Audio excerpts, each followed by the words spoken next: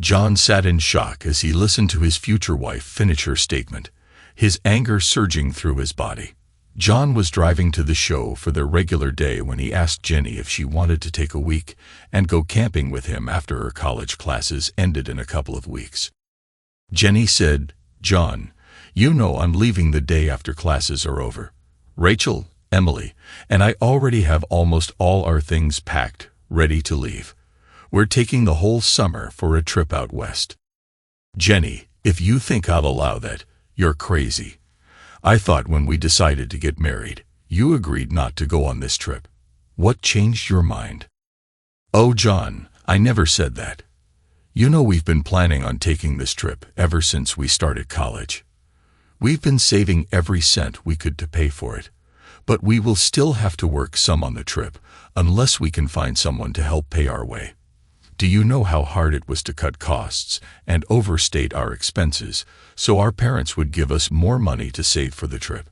How could you even think for a minute I would miss out on the trip of a lifetime? John, I know how those two friends of yours get when they get away from home. I also know how they find someone to help them pay expenses they can't cover themselves. When they get a drink or two in them, their heels get round, and they fall onto their backs in the dying cockroach position.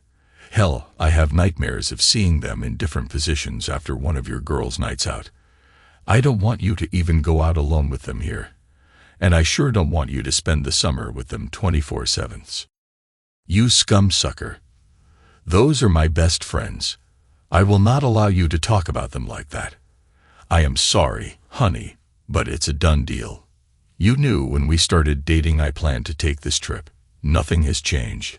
You go off on your short reserve trips, and I trust you. What's the difference here? Jenny, you know what the difference is. I am a citizen soldier. I go to training and on to active duty if, and when I am called up. It is part of my job. When I'm there, I work mostly. I don't have time to chase girls, even if I had the desire. If you take this trip, we won't last. Even if you aren't planning to cheat on me, you will get drunk and slip, or those two will talk you into cheating. I promise you that will end us. I won't let you take off like that and expect to come back and find it like it is now. Is that what you want? Are you trying to break up with me? Oh no, honey, never. You're my main man, and will be even after this little trip is over. We'll go off and see the good old US of A. Then I'll come back to you and be your own personal woman for the rest of my life. Jenny, I had better be your only man. If you do this trip, you'll never be my woman again. I won't put up with you sleeping around and running around with those two. Oh, silly. Of course, I'll be your woman. I told you I would come home, and you'd be my main man. Now let it go. I don't want to talk about it anymore. The rest of the evening was a blur in John's mind. He knew he and Jenny went to the movies as they had planned, but he could not remember what the show was about or any of the rest of their conversation. He spent most of the time the show ran thinking about Jenny, her friends, and her insistence on going on their planned trip. He also thought about some of the statements she had made over the last year they had been dating. They held a certain amount of contempt for him and displayed her selfish attitude. John noticed with shock that the credits were streaming on the screen and people were leaving the theater. Jenny stood and took his hand to leave. They didn't tarry after the show and get a snack or drink at their normal hangout. John just took Jenny straight home, walked her to her door, and turned to leave. He stopped when she grabbed his arm and pulled him back. John, what's the matter with you? We didn't stop for supper and a drink like we usually do, and now you're just going to leave me at the door. Aren't you coming in like you usually do? I was really looking forward to you staying again tonight. No, Jenny, I am not coming in. I don't know when I'll come in again if I ever do. You have to decide what you want before I do that again. I promise you one thing right now, though. If you go whoring around with your friends like you plan to do this summer, I promise you'll never see me in your house or bed again. John walked off. Jenny reached for him again, but missed his arm.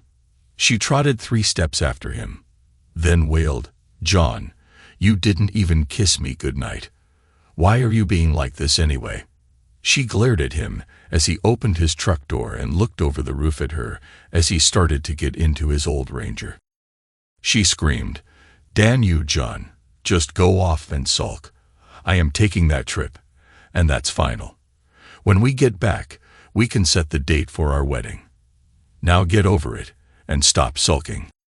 Jenny turned and was closing the door to her house before John drove off. She looked up at her two best friends in the world as they stood watching her. Both of them were grinning. Emily said, "I guess he didn't take it too well, huh?" Jenny shook her head no, then grinned a little. She said, "Hell, he'll get over it. He always does when I put my foot down. Besides, he knows he can't find a girl like me." She laughed and continued, "Of course, if I ever find out he has been sleeping with someone else, I'll make sure he doesn't do any sex again for a long time." Shelley laughed and said, "And just how do you think that attitude is fair?" "Shut up.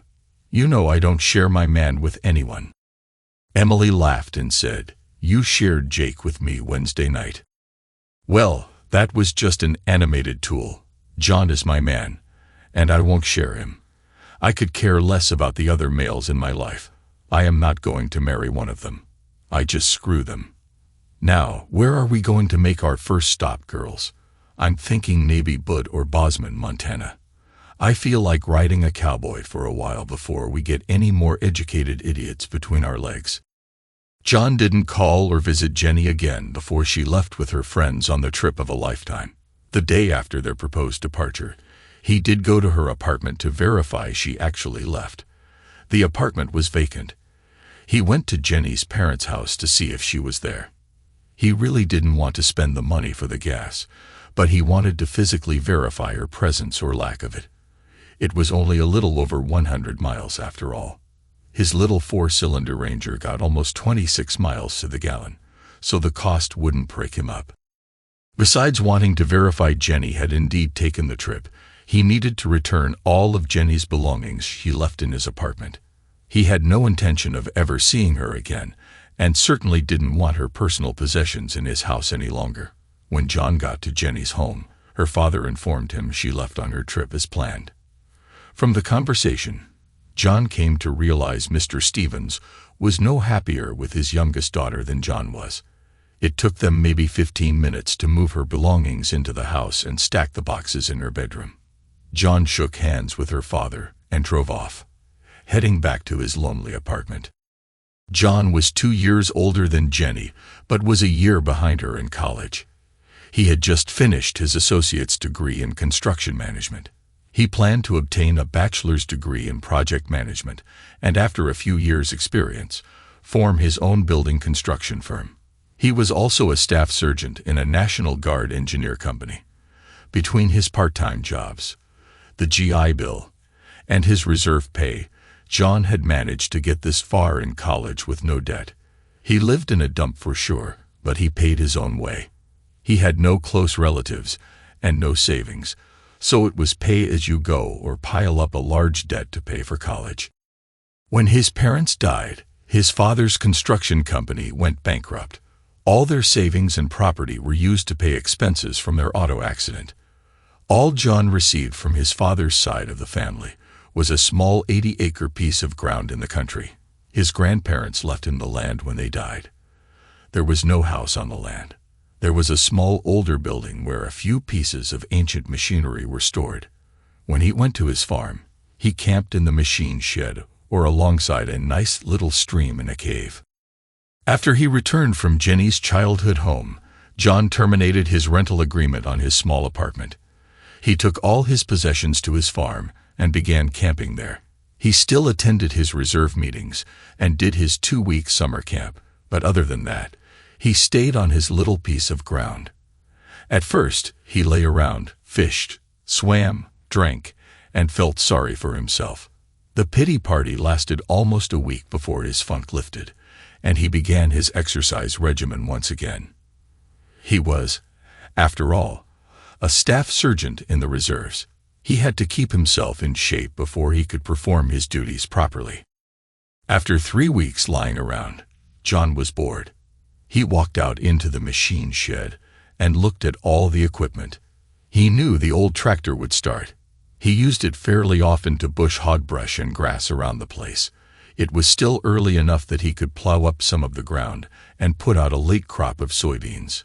He knew he would have to hire them combined, but what the heck, it would be something to do. And he might make a few extra dollars. John hooked up his plow and started toward the field. He had only made a few passes back and forth when one of the neighbors pulled up and stopped. The neighbor got out of his truck and stood watching John work. When John got close to him, he stopped his tractor and walked over to the neighbor. The man asked, "What you plowing for, John?" "Ah, hell, I was bored and got to remembering when Grandpa used to farm some. I thought I would maybe put in some soybeans. I can get a crop of them in and harvest it this year, I think." "Yeah, boy, you can if you put out short-season beans. You can probably get a pretty good crop, but why you plowing?" "Hell, except for a garden, nobody plows much anymore. We mostly just spray and kill the grass and weeds, and no-till in the crops. Saves time and money. It also adds humus to the soil, protects from erosion, and helps hold moisture for the crops. No more than you are putting out here. I can loan you my machinery if you want. Of course, you break it, you gotta pay to fix it." "Well, I don't know, Mr. Jeffers. I ain't no-till before. I wouldn't know how to do that." "Well, tall as some of these weeds are, you should probably bush hog first, then use Roundup to spray and kill the grass and weeds. After that, you just use my no-till drill, mostly like you would your old drill, and plant the beans. Get Roundup ready seeds so you can spray again after they're up a little, and you're all set. You decide to do corn or wheat next year, you do it just the same." John thought about what Mr. Jeffers said the rest of the evening. It would sure save him a lot of time and fuel if he could do the no-till planting. He decided to give it a try. He had an old spray rig he thought he could get working. He knew his bush hog would work because he used it off and on during the warmer weather. Early the next morning, John began cutting the field with his small equipment. It took him 4 days to do the job, but he stuck with it. After he finished, he hooked up his disc and smoothed out the area he plowed, then went to the neighbors to see about borrowing his no-till planter. He had already purchased the seed for his crop. When John drove up to Mr. Jeffers' house, he found him working in his machine shed on a tall, heavy-built drill. John grinned and got out of his truck. He walked up to Mr. Jeffers and held his hand out to shake. He said, "Good morning, Mr. Jeffers. If you're still willing to loan me your no-till drill, I thought I would take you up on borrowing it. I want to no-till my beans this crop, and then I will check to see if it is better and cheaper for me to do that or put in a crop the old-fashioned way. Hell, I guarantee you it is lots easier and cheap to no-till, and I would appreciate it if you would call me by my name. It's Dan. Hell, you're all grown up now and a man in your own right. We're neighbors and I hope friends, so you don't need to call me Mr. Jeffers. Hell, I hear you're a sergeant in the reserves too. You want me to call you sergeant?" John said, "Hell no, I'm not a sergeant out here." "Well, I guess I am. But since you're not in the military, I'd rather you call me John." "That's what I mean, boy. I'd rather be called Dan by my adult neighbors and friends. Now let's get this drill over to your place and get you started. I'll help you hook your tractor up to this drill here, and I'll tell you how to use it. I'll stick around a while and make sure you get started okay too." Even with the late start, John only took part of 2 days to get the beans drilled. He made sure to clean up the drill for Dan and took it home. His next project was to find the money for fertilizer and get it spread on the field. Before he did that, he took several samples across the field. He took the dirt samples to the county agent for testing to see what mix of fertilizer and lime he needed to apply. To his relief, he didn't need to apply any lime and only a small amount of fertilizer. He bought the fertilizer at the local coop and used one of their spreaders to apply it to the field. After almost 2 weeks of long, hot days' work, John finally found time to sit in front of his cave and relax. He was pleased with his work and looked forward to harvesting a cash crop in the fall. He sat back and listened to the small stream running down the hillside beside his cave. He could hear cattle lowing in the background and machinery working in one of the neighbors' fields. John sat and relaxed, letting his mind wander while he listened to the peaceful sounds of his country home. John thought of Jenny. He wondered what Jenny was doing. He wondered if she was getting as much action as he suspected she was. That thought tore at his soul. He knew he would never know what she did on her trip, unless she or one of her friends let it slip and word got out. He still wasn't sure what he would do when she returned. He was pretty sure they were over, but there was a slight chance they were not. He needed to think things through. His main problem was trust. He had seen the three of them when they were drinking and dancing. They were wild. A time or two, he suspected Jenny would have let a man take her home if he hadn't been with them. She spent way too much time dancing and flirting with men, in his opinion. Some of the short tours and deployments John had been on had caused friction between him and Jenny also. Twice while he was deployed, John was told Jenny was seen out with men. She supposedly looked and acted as if she was on a date. His informants did tell him she was being way too friendly. During one deployment, a friend of his sent him a letter telling him of Jenny's adventures. He enclosed a pretty poor picture for him to see. A different friend told John after he got home that he personally saw Jenny loving up 3 different men at one time or another while he was in Iraq. John asked Jenny about the reports. Of course, she denied dating while he was gone. John chose to accept her and her friend's explanation of her actions, but a small kernel of doubt remained. He knew the friends who told him those things hated Jenny enough to only tell him the things that would make her look the worst to John. Still, where there is smoke, there is fire.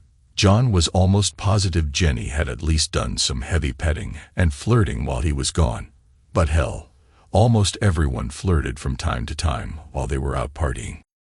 After a 6-pack of his favorite beer, John came to a conclusion about his life with Jenny. He just plain didn't trust her any longer. He wasn't even sure he still loved her. He was fairly sure if he loved her, the hurt from what he perceived as her cheating and taking the trip would have been greater. John wasn't even sure he loved Jenny enough to marry her, even if she hadn't taken the trip. He was almost positive she didn't love him. At least he was positive she didn't respect him. Her actions and cutting remarks proved that. John decided to move on. He would not search Jenny out when she returned.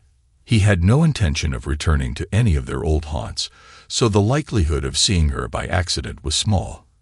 He had only brought her to his farm once, and he believed she would not be able to find him here even if she looked for him when she returned.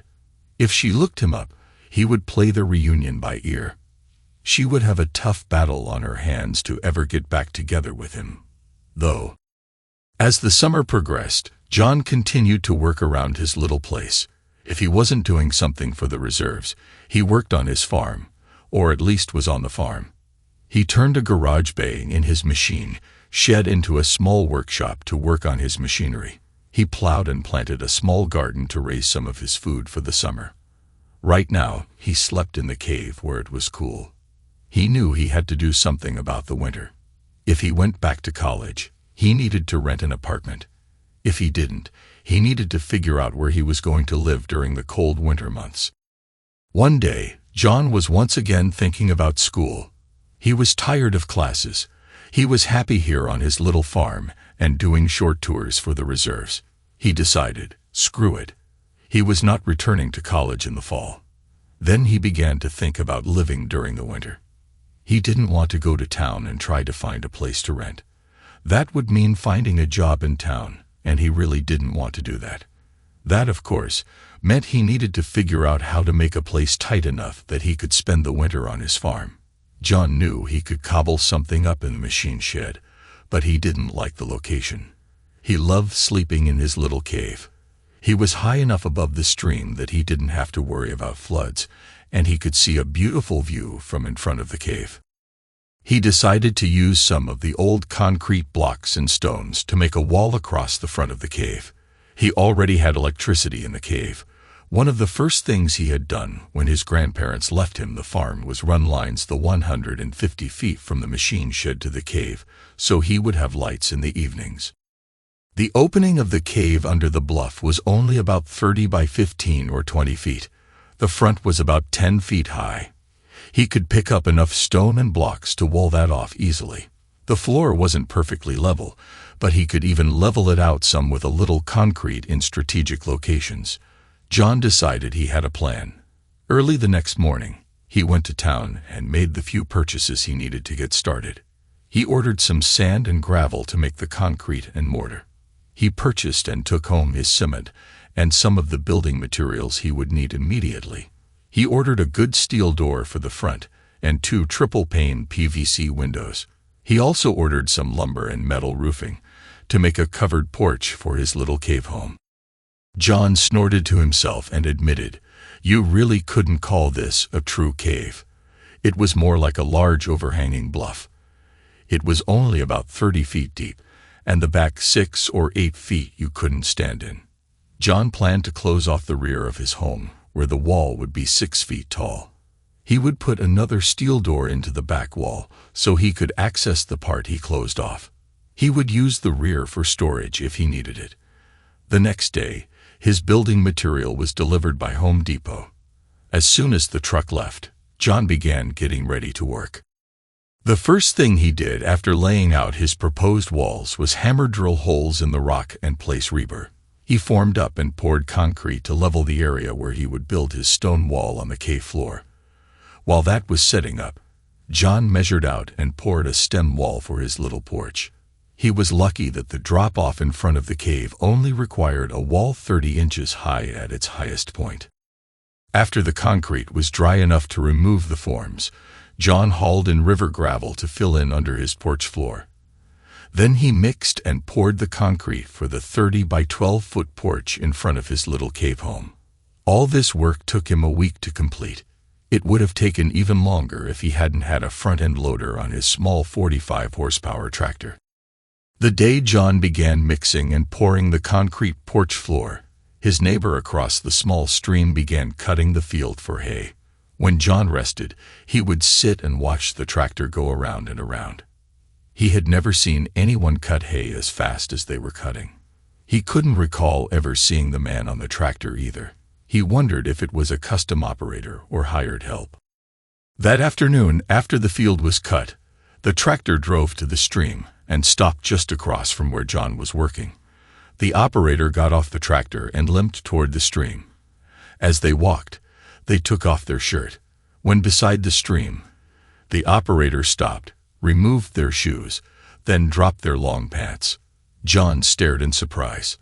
The tractor operator was a very pretty woman. She looked over at John for a moment, then moved into the stream and dumped herself in the small, deep hole. The deep part of the stream where the woman was trying to swim was not really large enough to swim in. It was maybe 12 feet across and 15 feet long. At its deepest point, it was chest-high and shallower from there. After she had gotten completely wet, the woman lay on her back and just floated in the cool water. John found himself watching instead of working. Finally, with a small shake of his head, John turned back to his work. For the next 30 minutes, John mixed concrete in his small electric mixer and poured it onto his new porch floor. He figured he needed 3 or 4 more mixers full, and he would be done for the day. Then he heard movement, followed by a voice saying, "Hello, I'm Fiona Morgan. I know it's none of my business, but what the heck are you doing to the old cave here?" John said, "Nice to meet you. I'm John Mitchell. I've decided to turn the front part of the cave into my house. I'm pouring the front porch right now. I really need to keep working until I get the concrete poured. I'm not being rude. I just can't let the concrete get too dry, or it won't set up right on the new pour." "Cool. I always used to like to play around in the cave when I was a girl, and we came down to swim. You mind if I look around for a minute or two?" "Nah, go ahead. I'm almost finished here. Then I'm going to clean up and jump in the creek myself. I'll even wear clothes this evening since you're here." Fiona turned and looked at him when John said that. She saw he was smiling and said, "Well, I hope so. I'd hate to have to use my official U.S. Army combat training on you." "You're in the Army." "I am a staff sergeant in the reserves. I've been in a little over 6 years now." "What's your MOS, military occupational specialty?" "I'm not in the Army now. I guess you noticed I don't walk like I should. Sergeant Fiona Morgan, U.S. Army retired, would be more accurate for me, I guess. I was a medic and got a little bunged up on a mission. They sewed me back together, but as you can see, I can't get around as well as I need to, so they put me out to pasture. Now I'm helping Dad and Mom on the farm while I try to decide what I want to do with the rest of my life. I never had much interest in college, and there aren't many jobs around here, so I'm just helping the folks until I decide what to do. I may go on and get my EMT certificate and try to get on with the ambulance district. I've enjoyed being a medic. How about you?" "About the same as you, I guess. I already told you I'm a staff sergeant in the reserves. I've been on 2 deployments, and I take all the short tours I can get. I plan to make the reserves my career. I got my AA degree at the junior college, but I don't want to go on. This 80 acres was Grandpa's, and I inherited it from him when he died. I was lucky he lived longer than my dad. Everything Dad and Mom had went to pay their bills after they died in a car wreck. What you see is all I have in the world, and I'm fine with that. I plan to live here in my cave like a hermit, grow whatever I can on the farm, and take all the short tours I can get from the reserves, and then retire. That's it. Just you and your little piece of ground. Don't you ever plan to get married or anything?" John laughed and said, "Well, I was planning on getting married and doing the old 9 to 5, but she decided she wanted to run around with her girlfriends instead of me, so we split. She's somewhere out west now, drinking and fooling around, I suppose. Yeah, it would be nice to have a woman, but it's not really high on my priorities right now. If I find one, then we'll have to see what I do later." John and Fiona visited for several more minutes. She even drank one of his beers with him before she sighed and said she had to get back home to help with the chores. Before she walked off, she said, "I'll see you around, I suppose, Sergeant. I hope you don't mind if I come by every so often and soak in the creek, do you?" "No, heck, it wouldn't matter if I did. It's your creek also. Your folks' land borders the south side of the creek, so you have as much right to swim in it as I do." John grinned and continued, "Besides, I like the view when you're washing off the dust. It might be a good thing if you made a little noise when you come down, though. I've been known to swim without anything on." Fiona turned and grinned at John. She looked him up and down and said, "I've been known to do that also, but that was years ago before I figured out all you men are just waiting to pounce on us poor defenseless naked women. I may just sneak up on you, though. I might enjoy the view." She laughed and said, "Catch you later, John." 2 days later, Fiona was back. This time she was raking the hay into windrows in preparation for baling it. After she completed that hot, dusty job, she once again drove down beside the small stream and stripped to a bathing suit. John had completed the short wall in the back of his cave by then and was working on the front wall. He had been watching her off and on as she worked. After he used the mortar he had prepared, he put his tools in a water bath and walked to the stream where Fiona was floating. John took off his shoes and waded out into the stream, carrying a pool noodle. When he was in the deepest part, he floated on the noodle and said, "Afternoon, Fiona. Mind if I join you for a while?" Fiona smiled and said, "Not at all. How's it going, John?" The 2 young people visited for several minutes. Then John decided he needed to return to work. He invited Fiona up for another beer before she left. Those 2 days seemed to set a precedent for the rest of the week.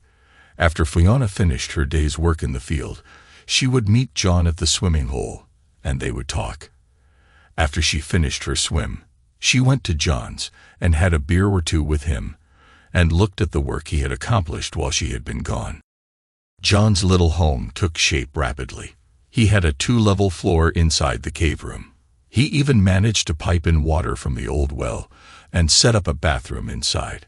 He had a heck of a time breaking out enough rock to get the water lines and drain lines deep enough so they would not freeze, but he was proud of his accomplishments when he was done.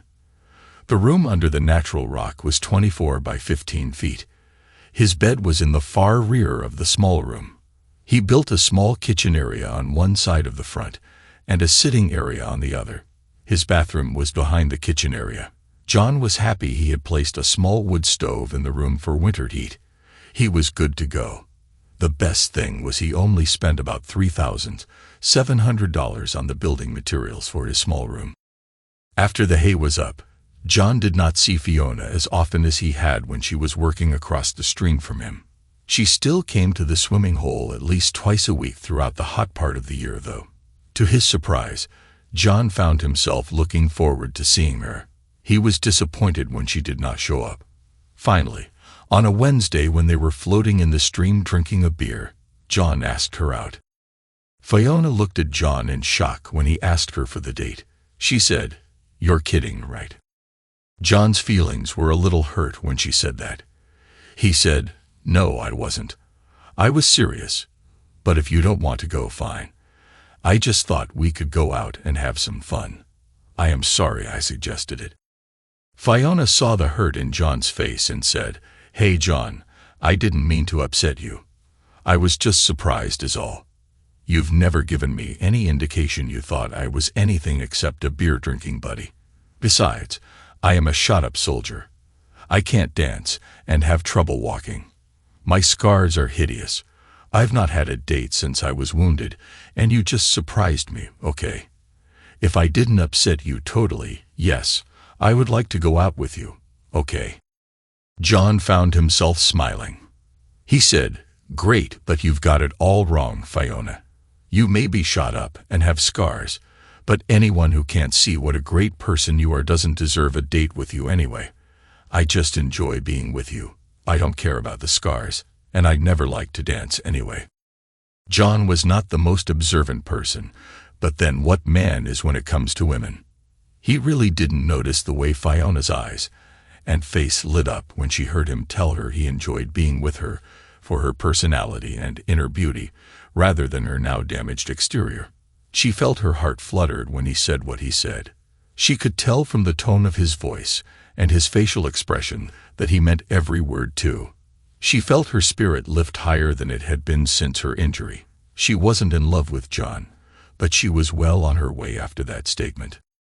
John and Fiona continued to date and visit back and forth throughout the long winter. She was amazed at how cozy his little home under the cliff was and enjoyed every moment she spent within it with John. One spring day, they were once again at John's home visiting. They were sitting on the front porch, watching a typical spring thunderstorm when the wind began blowing much harder and the sky darkened horribly. They heard a loud roaring, and his porch roof began rattling. John watched in amazement as the roof began flexing. The rain was coming down almost sideways and blowing all the way across his porch. All at once, he understood what was happening and grabbed Fiona. He began dragging her toward his front door and shouted, "Tornado! Come on, hurry. We need to get inside under protection." John didn't stop when they got into the main room of his little home.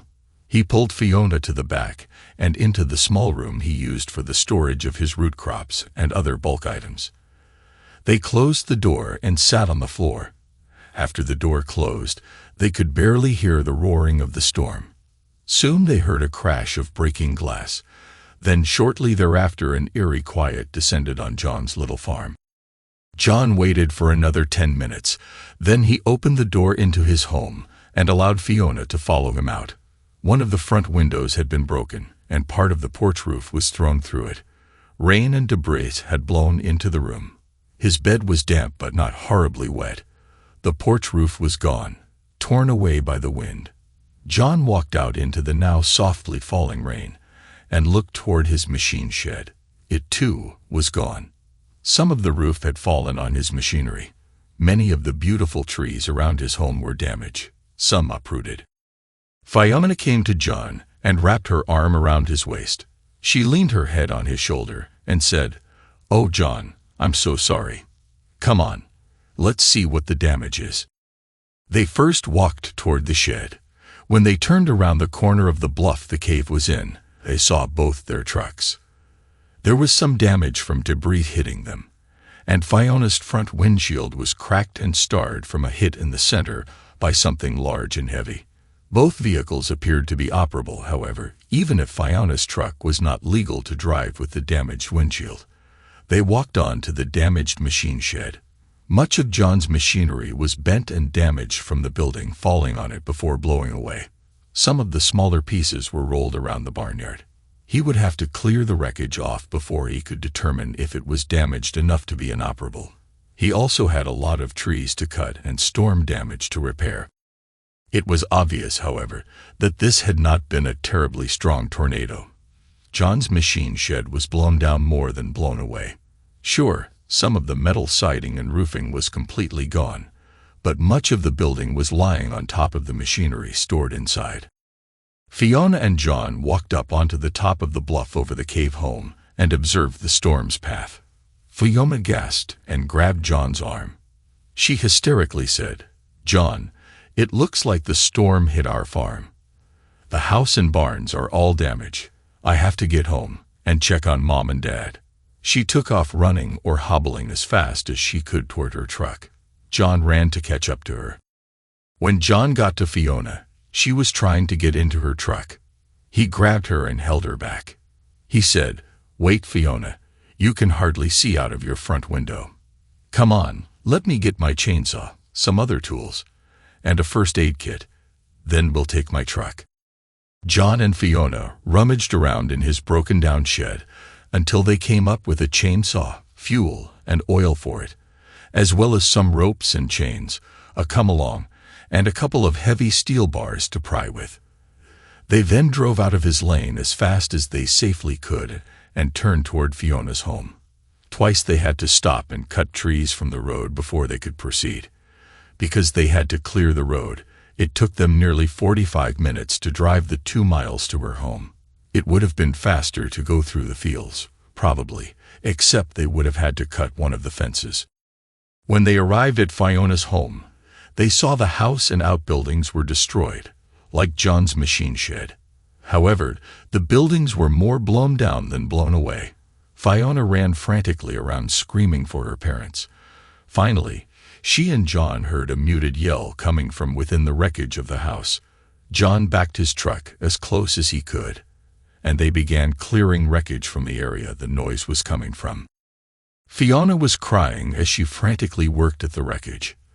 There was a large tree lying over that corner of the house. After they got the tree cut away, John saw a broken-down cellar door partly covering steps into the cellar underneath the house. The yelling was coming from the cellar. They finished clearing the door, and Fiona rushed down the stairs, screaming for her parents. John followed her, carrying a flashlight. When he got to the bottom of the stairs, he saw Fiona hugging her father and mother. John walked up to Fiona and wrapped his arm around her waist to comfort her also. After the initial euphoria of finding each other safe, Fiona's father, Seth, began walking out of the cellar. When he got to the top of the stairs, he stopped and looked around his farm in shock. Fiona and her mother walked to each side of him, and each wrapped an arm around his waist. John walked up beside them and stood in silence for a moment. After the three began slowly walking around surveying the damage, John followed Fiona. The rain was picking up once more, so he said, "Look, folks, it's getting dark, and the rain is picking up again. Why don't we all go to my place for the night? We can decide what we need to do in the morning and get started on rebuilding. My place isn't the most fancy or comfortable for all of us, but at least it will be dry and warm. I will have to put something over the broken window. Then we'll build a fire and get comfy." The next morning, Fiona and her mother prepared breakfast on John's small wood stove. While they ate their meal, the four friends discussed how to recover from the disaster. John insisted Fiona and her parents planned to stay with him until they could get something set up for themselves. After the meal, they split. Seth, Bridget, and Fiona returned to their place in Fiona's truck. John went to town to purchase replacement materials so he could replace the broken window and porch roof. He also turned his loss into his insurance agent. They promised to have an adjuster out in the next day or two. John was instructed not to begin work rebuilding until after the adjuster had been there. He was allowed to replace the window only because that would safeguard his home from further damage. John also mentioned the damage at the Morgan place. They also insured through the same agent, so he promised to have the adjuster visit them the same day. John returned home with his replacement window and spent the rest of the morning installing it. After that, he worked on his machine shed until he could get his tractor out. Some of the sheet metal was bent on the tractor, but it was otherwise undamaged. Now he was thankful he let the insurance agent talk him into getting a policy that covered his equipment as well as the machine shed and his little shack of a home. Just before dark, Fiona and her father came back to John's with a mattress, refrigerator, and some bedding and clothing for them all. They also had some preserved food in the truck. Bridget had taken the family truck to town to purchase some groceries. They had gotten a generator running and plugged the deep freeze in to keep their frozen food cold. John also got his generator out to run his electric appliances until the power company could restore service. News broadcasts indicated it would probably be later the next day before service would be restored in their area. The next 10 days were hectic. The insurance adjuster was there, and John was awarded $100,000 to rebuild his machine shed and 2 smaller outbuildings. He also was to receive $155,000 for the damage to his machinery and $7,500 for the damage to his small home. Much of the settlement was for labor to rebuild. Much of that would be pure profit for John because he intended to do almost all the work himself. He decided with that kind of money coming to him, he would increase the size of his home to include the 12 by 30-foot porch. He would add a new porch surrounding the 3 sides of the building now. Doing the work himself, it would take more than the $7,500 he received for the damage to the house, but not much more. He would then use the cave portion of the home for a bedroom and the new addition for living, kitchen, and office space. He would even build a larger bathroom just inside the cave with access from the new addition and his bedroom. John got busy digging the footings for his new porch 2 days after he got the promise on the amounts he would receive from the insurance adjuster. He used scrap materials from the blown-down buildings for the formwork. He had the concrete poured and was ready to begin the construction by the time he received his check for the damage. He explained to Fiona and her family what he planned to do, and they were all for it. John planned to bite the bullet and use concrete for the wall of his new house. Then he would put stone on the outside. He hated to spend the money, but he figured he had it now, and it would be worth it if he ever got hit by another tornado. It would also make it easier to heat and cool the house. Besides, the concrete would only cost about $2,500 if he did the work himself and bought ready mix so he could do it all in one pour. He had worked with concrete several times in the military and knew how to do it.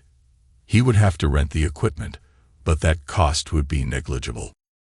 John had the concrete poured and was waiting for it to cure enough to remove the forms and begin putting the roof on his new addition when his plans went awry. He received that all too familiar phone call from his reserve unit. Once again, his unit was being called to active duty for service in Iraq. He would be gone for a year once more.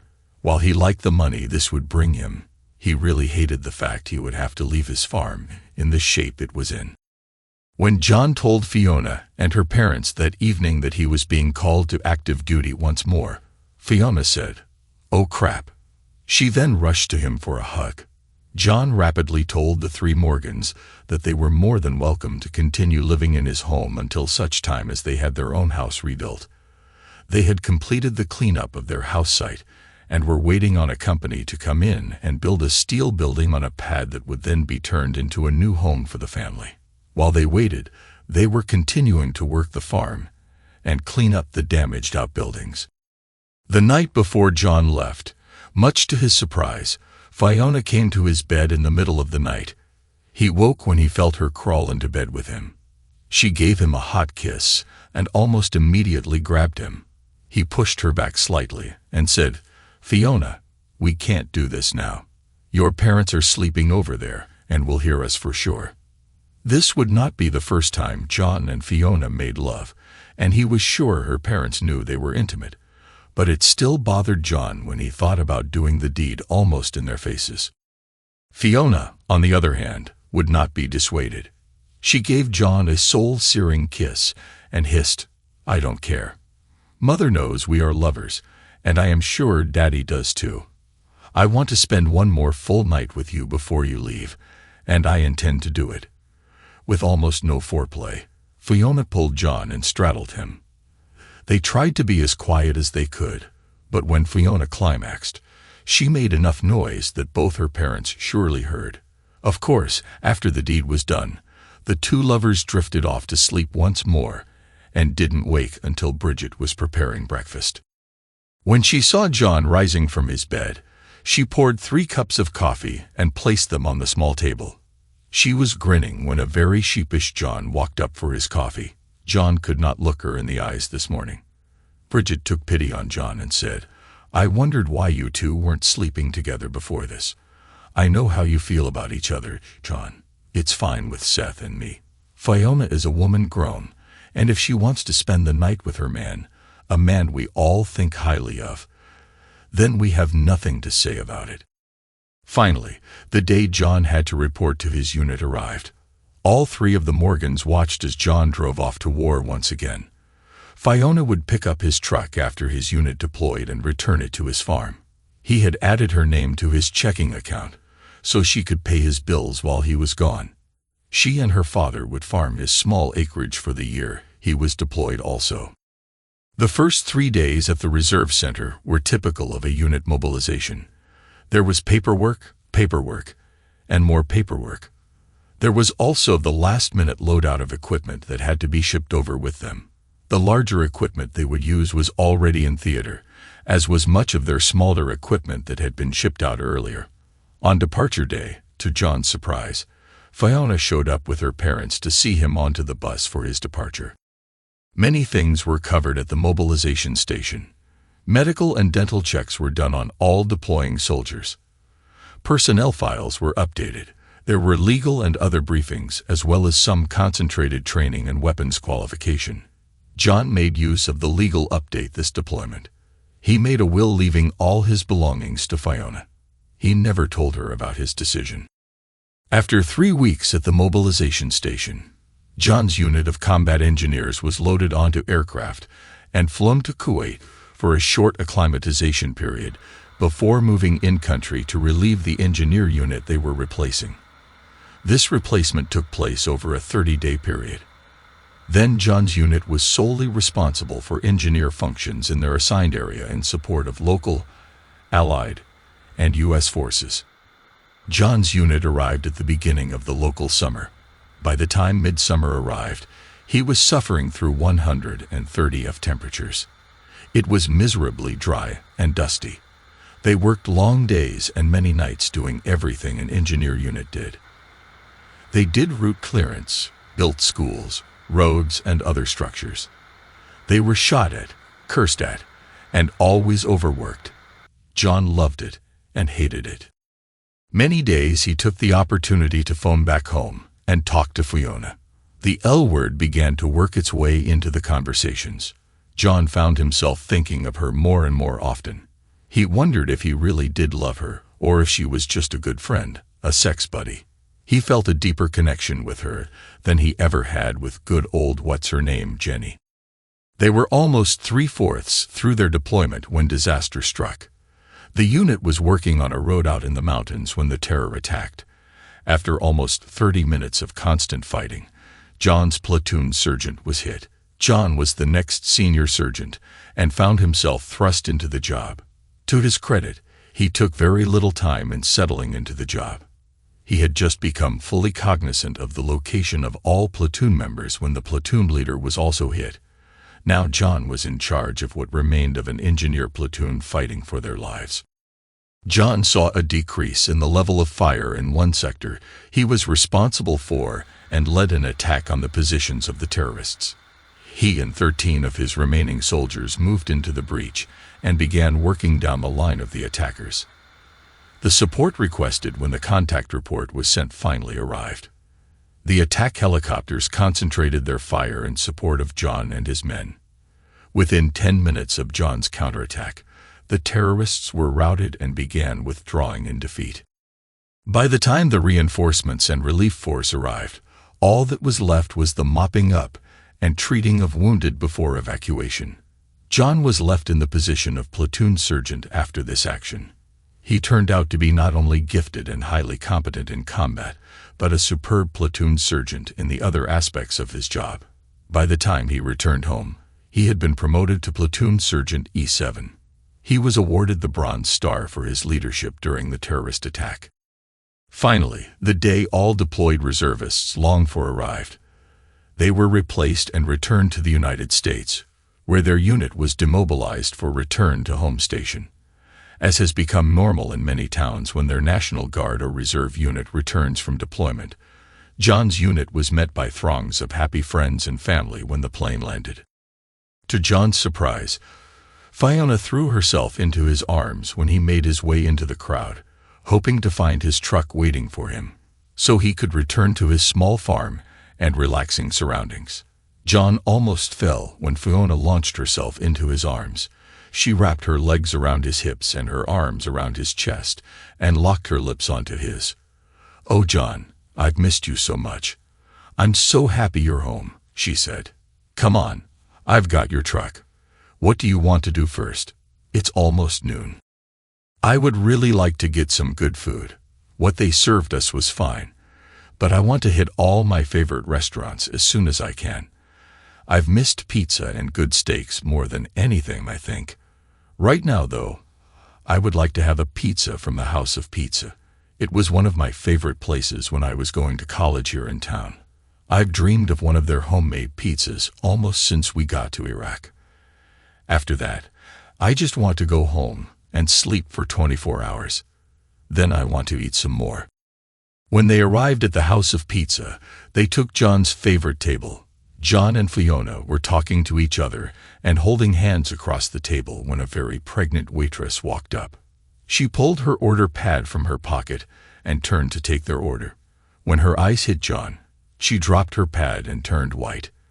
Then she almost yelled, "John, oh my God, I've been looking all over for you, honey. Where have you been?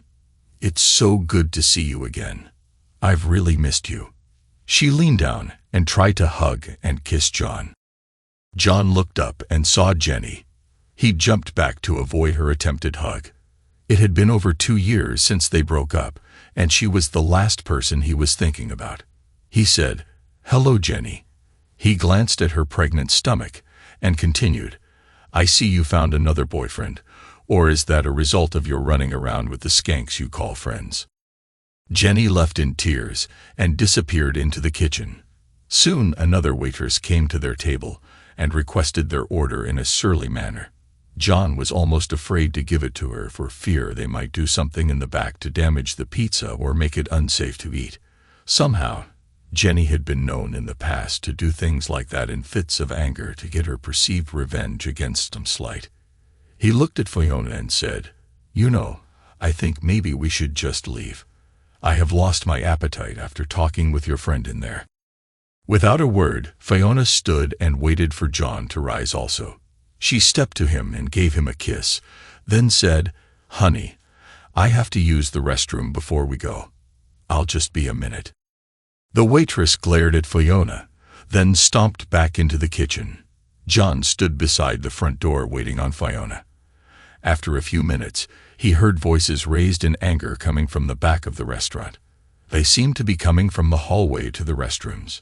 He moved so he could see down the hallway and saw Fiona and Jenny facing each other.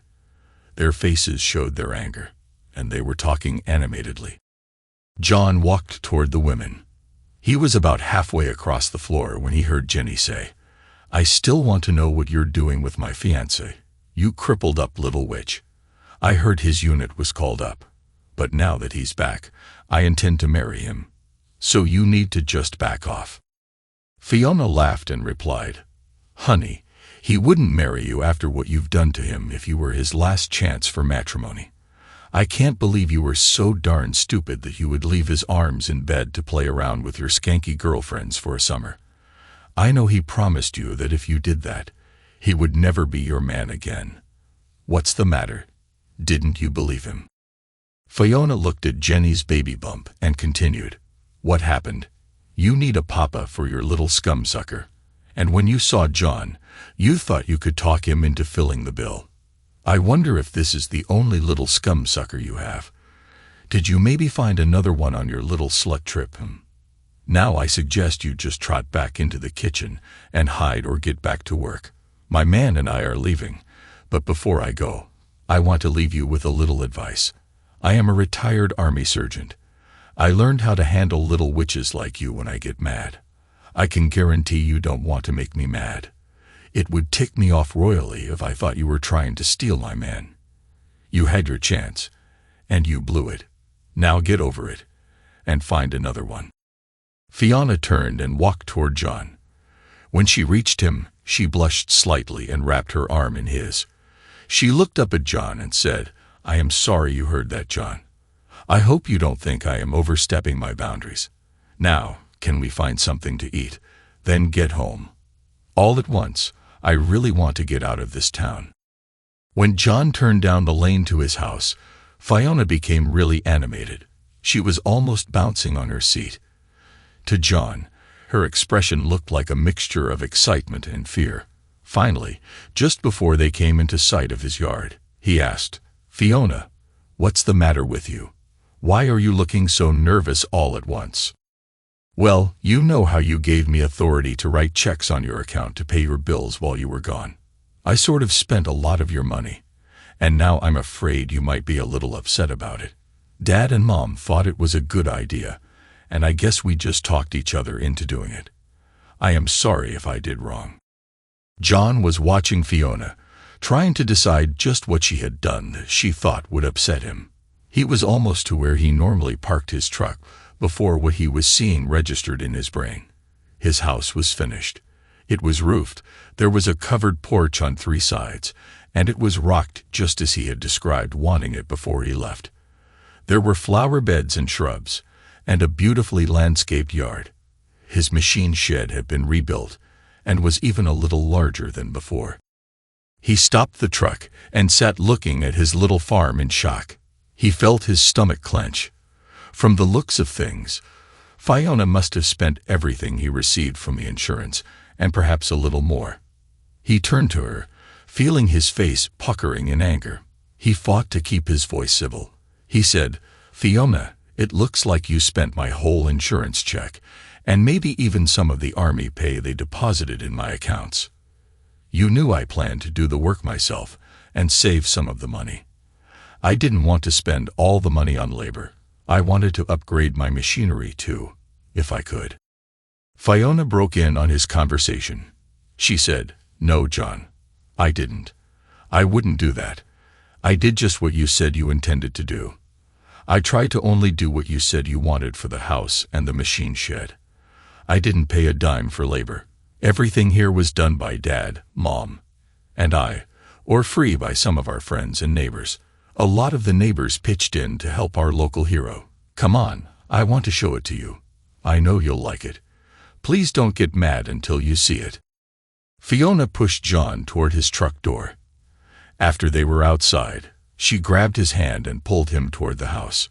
She rushed to the door and waited for him to enter the room built on the slab that had been his first front porch.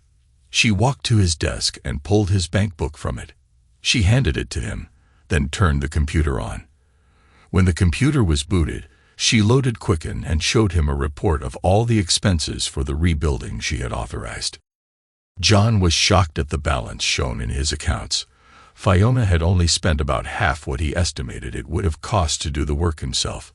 He sat on his desk chair and clicked his way through several accounts and pages of the reports. He turned to Fiona and said, "How did you do that? You only spent a little over half what I thought materials would cost to finish the job." Fiona smiled and said, "Well, I sort of worked a deal with some of the suppliers. We got a lot of the materials at dealer cost, or a deep discount because of your service. We told the dealers you were deployed in Iraq, and we were rebuilding your farm buildings that were damaged in the tornado before you were deployed. They gave us some really great deals when we explained labor was being donated as a thank you for our local hero. Sometimes they even donated things they said would make the rebuild better, or substituted more expensive items than we ordered." Fiona looked at a shocked John and held her hand out to him. She continued, "Come on, honey, I want you to see the machine shed and shop we built for you too. Then I promised Mom and Dad we would come to their house for supper." John followed Fiona around his yard and machine shed in shock. It was exactly as he had described it when telling her about his plans. In some cases, it was even better. Fiona and her crew even installed compressed air lines to several strategic places in the shed. There was a pit in the floor so he could get under machinery to work if he needed to. The pit was capable of being covered for safety, if not in use. After they finished in the new machine shed, Fiona led John outside and pointed out the fact they even cleaned up the damaged trees from the tornado. She showed him a new shed built behind his house where all the firewood had been stored out of the weather. John was reeling in shock when Fiona led him back into his house and showed him his bedroom inside the old cave. She gently pushed the door closed and turned to John. She moved to him and wrapped him in her arms before giving him a kiss. At first, the kiss was gentle, then it became more demanding. John felt Fiona's tongue moving into his mouth. She pressed her body against his and moaned. He moaned too and began gently caressing her body. Clothing began to fly, dropping onto the floor haphazardly. John and Fiona collapsed onto his large bed. John's mind was reeling, lost in a sea of passion. His entire world consisted of the beautiful woman receiving pleasure from him and giving him pleasure in return. They moved together, engaging in intense intimacy. John leaned down and kissed Fiona, then collapsed to the side with a sigh. He lay on his back and pulled her to his naked and rapidly cooling body. She laid her head on his shoulder and draped her injured leg over his thigh, pulling him closer. Fiona looked at John's face and sighed, then whispered, "I've missed you so much. I love you, John. I was so worried about you while you were over there." John moved his head slightly and gave Fiona a gentle kiss. He whispered back, "I love you too, Fiona.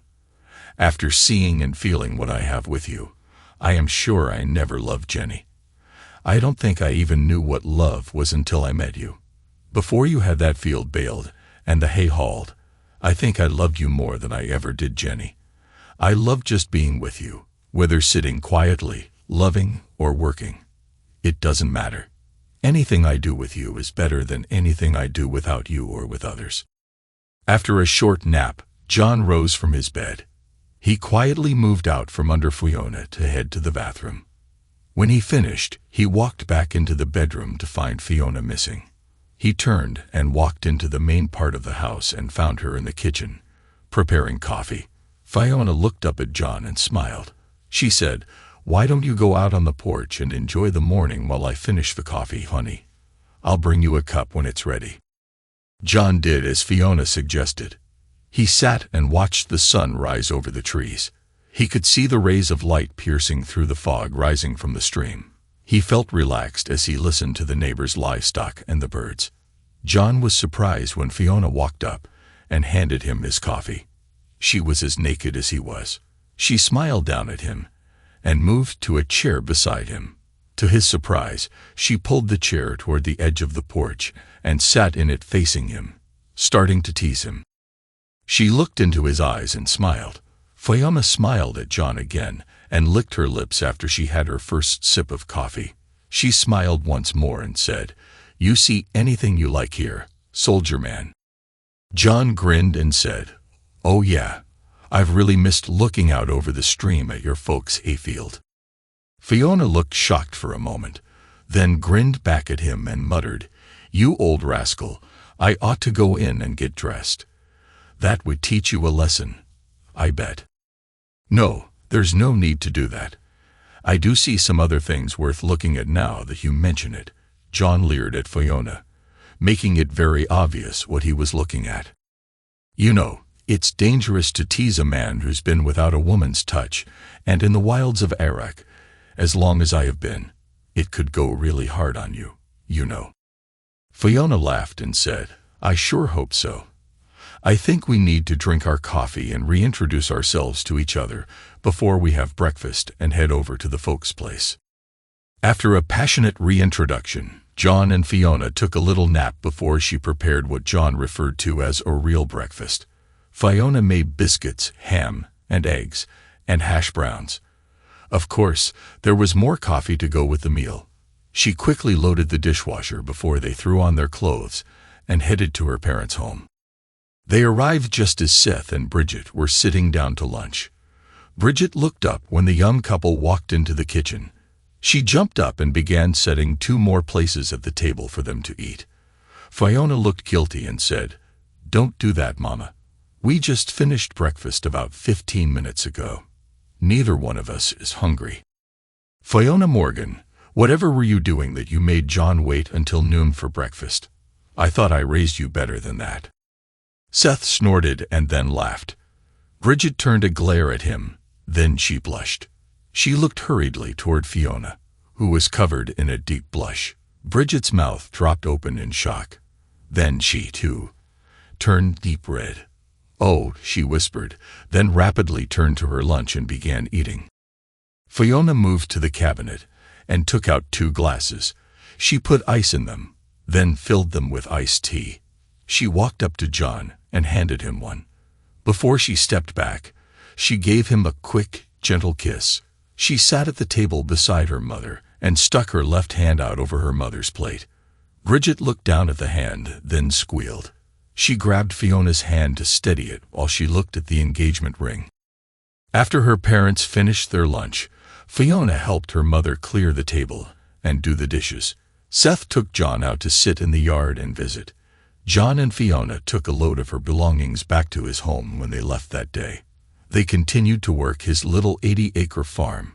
John stayed in the reserves, and they also helped with the work on Fiona's parents' farm. As the years progressed, they took over the complete operation of both farms. After their second child was born, the 2 families traded homes, and Seth and Bridget lived in John's old cave home until they both passed away. John retired from the reserves after 40 years as a command sergeant major. His and Fiona's youngest son continued to operate the combined farms in their turn. John and Fiona moved back into the cave home and let their son and his family have the larger main house. During his life, John made and kept 3 major promises.